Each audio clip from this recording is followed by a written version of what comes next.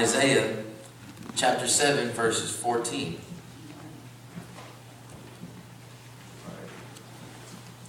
Therefore the Lord himself shall give you a sign. Behold, a virgin shall conceive and bear a son, and shall call his name Emmanuel.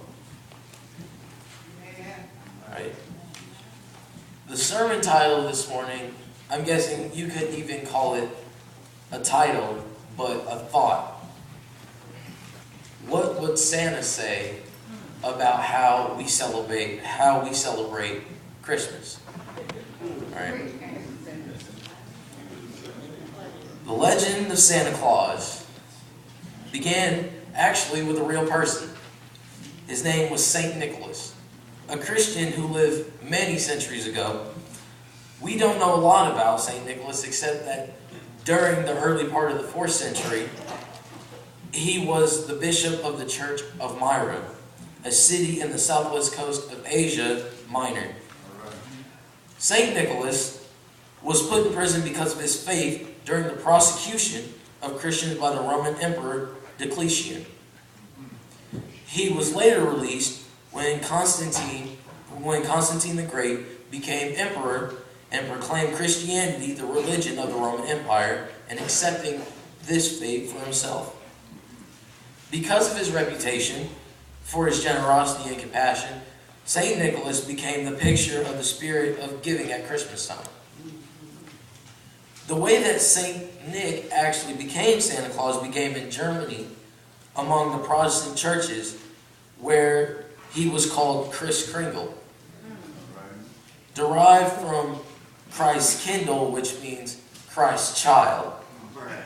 Dutch settlers in New Amsterdam introduced the legend to America. They knew of him as Saint Nicholas or Sinterklaas, which soon became known here as Santa Claus. The way we see Santa today is with, red suit and reindeer and sleigh, all 9 yards. But that came to us in the 1800s when Washington Irving, the cartoonist of Thomas Nast in 1822, made a poem by Clement Moore, which was "'Twas the Night Before Christmas." All right. Now, I have given you the history of Santa Claus, and you're probably wondering why I did that.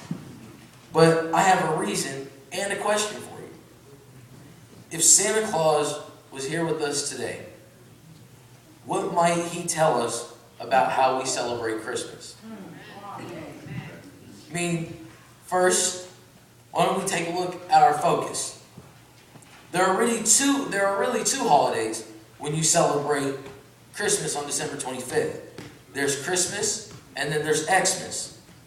Nearly everyone in the United States celebrates Xmas. And so we find that Christmas is difficult to keep holy because Xmas is distracting.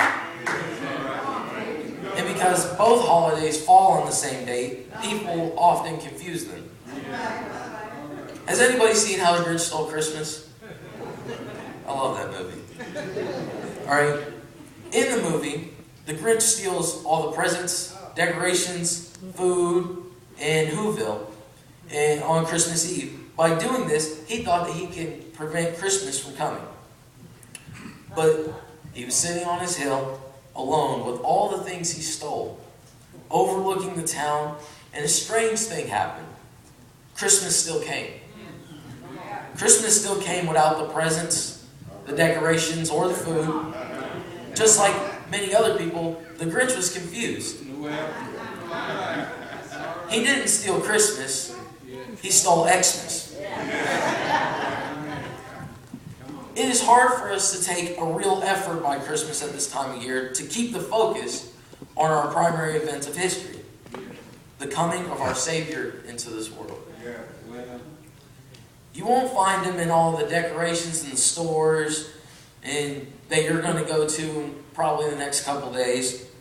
The focus of that holiday in the stores isn't on Jesus at all. Where is your focus for the 25th? You're so busy trying to find the right gifts, trying to make sure that you're cooking the right stuff so you can celebrate Xmas. you need to take a look at your focus. The focus of the holiday that we see the most was something that would probably make Santa really sad. I think if he were here today, Santa might point to at Isaiah chapter 7, verse 14. Therefore the Lord himself will give a sign. The virgin will be with child and will give birth to a son, and will call him Emmanuel. It's just a guess,